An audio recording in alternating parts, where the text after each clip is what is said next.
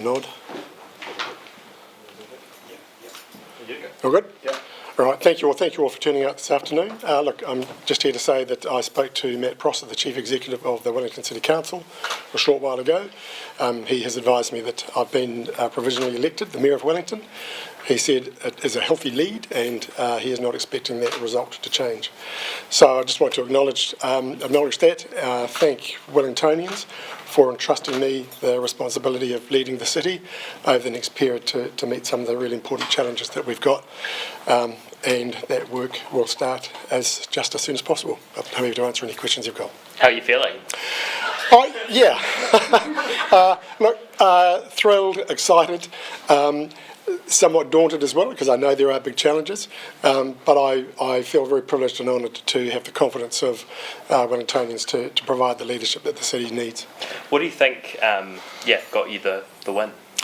I think people have seen a council that has struggled to function well, and I think they've seen a city that has some challenges, and they've seen in me somebody who has a set of skills and a track record in leadership and experience in drawing people together and making organisations work. Can you explain the moment you got the call? It was... call came in and Matt introduced himself. He told me that what the result was, and we talked about sort of immediate next steps, at least in terms of him. And look, my immediate reflection is just on the team I've been working with over the last, nearly 6 months now, and the work that's been done. I have been blessed with just an incredible team who've helped pull this campaign together. And I have reached out to and seen and spoken to so many Wellingtonians just in the last 6 months. And so I feel confident that I can rise to the challenge that is there. I think people are realistic about the challenges that Wellington has, and I look forward to the opportunity to serve. What's the goal on Monday? What's the first things you're looking at? I understand there's a whole swag of information that the council wishes to give me, which is fine. I'm not one of those people who's prone to have to make important decisions straight away, so I get the information. I do want to take time once I have a clear idea about who else is sitting around that council table to talk to as many of those councillors as possible to gauge their priorities, find the areas of common interest, and hopefully in the next few days put together a plan that we can all work with. When you say healthy lead, what are the numbers? I didn't get numbers, but the advice was a healthy lead and no expectation that will change. Do you know who the runner-up is? No. Do you know who else is sitting around the council table? No, I don't have any of that information. I'm told that 3 fellow contenders for the mayoralty are likely to be elected as councillors. Beyond that, I don't know. Do you have names for those people? No. Any comment or message for Ray Chung and the Independent Together team? If whoever is elected to council, my expectation is that the race is done and dusted now. The race is over. Wellingtonians have spoken. They will get their council, they will get their mayor. It's now actually the duty of every elected councillor and myself as mayor to work together, to find that spirit, to get stuff done, to rise to the challenges that Wellington has. I expect if Ray is elected as a councillor, he will rise to that challenge. How important is that, given mayor is really one vote on the table? The mayor is one vote, but the mayor is the leader of council, and the mayor has a leadership role to play to work with other councillors, and that's got to be a meaningful relationship as well, taking time to listen, taking time to work with. But I'm confident that as a consequence of this campaign, actually, Wellingtonians have spoken loud and clear. They want a councillors and a mayor that are going to strive to work together every day to make stuff work, to get the right decisions made, and to get the city back and turning a page and facing the future with confidence again. How will your leadership differ from your predecessors? We've had a succession of 1-2 mayors. I think every mayor who can look to a set of achievements that they've made.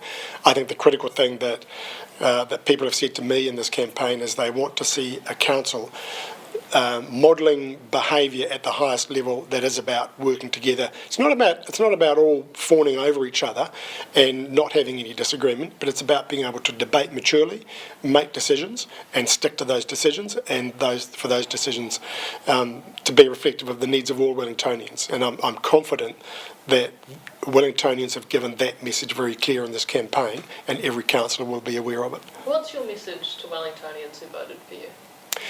Is that I'm very honoured to have their support, and I will be working with all councillors representing all Wellingtonians, including those who didn't give me their number one, or perhaps didn't vote for me at all, but understanding that the role is to lead all of Wellington and to do the best for all of Wellington, and that's what I expect to do. What do you think, essentially close to nine years of one-term mayors mean? What do you think Wellingtonians are looking for that they haven't gotten after the 3 years, I think it goes back to that point about a team working well together, the council laws and the mayor kind of modelling the right behaviour and then getting the best out of the council organisation. And a council that, when it says it's going out to listen to people, actually listens, and that its decisions reflect what people have said to council. I think one of the overwhelming messages I've had on this campaign is from people who've said, look, we were told we had a chance to have a say and we were consulted with, but nothing we said was ever reflected in anything that came out of it. And I think people do expect, when they are given the opportunity to have a say, to have an influence, is that they see their input reflected in the decision that gets taken. What do you see as the big sort of challenge for the council over the coming year? I mean, probably the most notable being maybe some of the water reform changes that are coming through. There's a number of big challenges. I mean, certainly the priority for me in this campaign was more affordable housing. We're a city that's had a static population for 7 or 8 years now. We want to add more people to the city. It's got to be more affordable. So more affordable housing. It also means keeping pressure on rates to stop those big rate hikes, and that means council getting its spending under control. Water is going to be a big challenge. A lot of those decisions have been taken and they'll be implemented from next year, but that's going to put pressure on household budgets as well. So the council has a role to play to make sure that it's advocating strongly for Wellington City, and also that it's making sure that it's conscious of the cost that water will be to households. Do you have a message for the government in terms of how you want to work with them moving forward? Yeah, look, I know pretty much most of the ministers who are in government at the moment. They know me. Some have reached out to me. My message to them is that I'm ready and willing to work with them. They're the government of the day. They have a set of priorities. I want to find the common ground that works the best for Wellington and get a relationship that works for both of us. How important is a strong central government relationship, with the council? Because that has been something of note over the past year. Yeah, I think, particularly for the capital city, a relationship with central government is very important, and that's got to be a constructive relationship. And it's not about always agreeing, and there will be differences. As local government, the Wellington City Council will have some needs, and there are some policies of central government that can assist. It's about aligning those things where we possibly can and getting the best relationship that does the best for Wellington. Conscious, I know you haven't got the numbers on the other candidates. Have any of your fellow Labour candidates been notified of their races for council? Not as far as I know. I haven't heard from any of them, and I'm not aware of any results in relation to other councillors. Can you talk us through your celebration plans for tonight? Yeah, we have a gathering here a little later on, so a lot of the team and supporters, people who have supported the campaign, will come together. I'll have a chance to meet with them, but also to speak to them. So a little bit of conviviality, and I'll catch up with other councillor colleagues who have been elected or who know their results. Hopefully, certainly over the next day or day and a half, I expect to be in contact with everybody elected to council or provisionally elected to council. I expect to meet with Matt Prosser, the Council Chief Executive, tomorrow, and then just start to plan out the next few days. I understand there's an induction program already planned, so that's already in place. But then just to start the hard graft of getting my head around everything that I need to know. Those 3 months as mayor, what can you promise Wellingtonians? In 3 months? a lot of stuff will get started. The stuff that we need to see changed in council, and that is about a council organisation whose processes are streamlined, whose processes are working with Wellingtonians as a partner, but also just getting those relationships between mayor and councillors working well. Everybody feeling as if they've got a place, they've got a stake in things, and those relationships working well. Andrew, what does this role mean to you? Look, any public office is a huge honour and a privilege to serve in.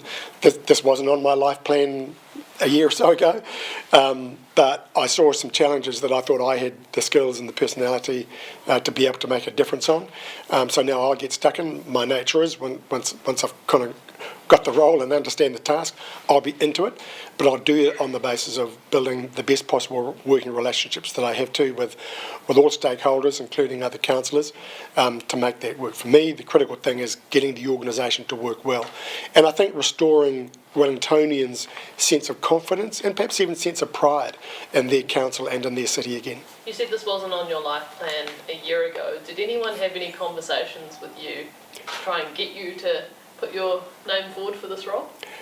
Yeah, look, a lot of people approached me from about a year ago, and certainly some conversations got pretty intense early this year. I think the thing that flipped it for me was, however, when I saw that the Wellington region was one of the regions that did not stand in the queue for a regional deal with this government. And here's the central government offering some assistance for councils and regions for long-term infrastructure investment.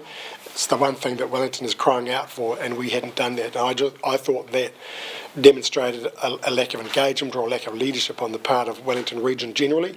I thought it's something that actually the Wellington city, as the biggest city in the region, ought to have played a leadership role in, and I thought that's something that I could do, that I could bring to the role, and what I would do. In fact, we'll try to do once I get my feet under the desk. How important is it for the region to work together, the Wellington region? Because, some of the policies that you put forward, say your public transport policy, will rely on the regional council to actually be implemented, right? Yeah, and I think there's a couple of the councils in this region having a vote on amalgamation this election too, so it'll be interesting to see what those results look like. But I think increasingly Wellingtonians do think about Wellington as a region. It's not just the individual cities that make it up. Things like transport are organised on a regional basis. I think once Metro Water is in place, that's very much a regional proposition. I think we are getting to the point where we do have to think about and think structurally about the region, and I think that's a debate and a discussion that Wellingtonians need to have over the next 3 years. Just on that, Hutt City Council saw in their progress results narrowly that people have actually supported that idea of amalgamation in some form. I guess what's your sort of response to that? Is that something that Wellington sort of does need to have a look at? Yeah, certainly during the course of the campaign that question came up quite a bit, and I think I detected, certainly from the people who were attending meetings and conversations I've had, there is a degree of support, at least a real willingness to explore it and what it means and what it might look like. Again, because of that point that I think more and more people living in the Wellington region think of it as a region. You think of one of our biggest assets, which is the airport and the airport company. It's a facility that serves the whole region. If you think about the facilities that each council has, actually people from Wellington are using facilities out in Hutt Valley as much as they are in facilities in the city as well. So I think the way people think about and live their lives in this region is changing, and we will have to think about how local government reflects that. Andrew, the government's planning on implementing a rates cap. What's your message to them about that? My message is, look, let's just pause for a moment and take a deep breath and have a good think about it.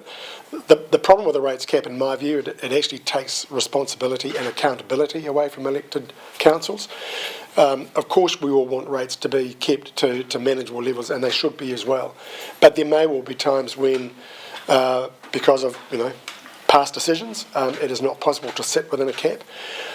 Equally, you don't want to incentivise councils to see that their rates increases are at the cap, because a council could then do that under a rates capping mechanism and say, you know what, well, we've got the right to, so why wouldn't we?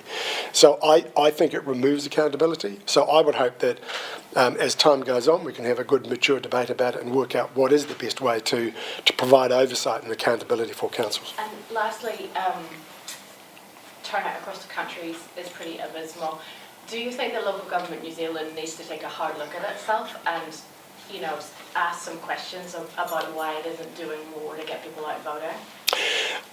Look, I haven't thought too deeply about that. I think turnout for local government elections has always been historically, certainly considerably lower than general elections. It's always been around that, you know, anywhere between kind of 30 and 45%, depending on where you are.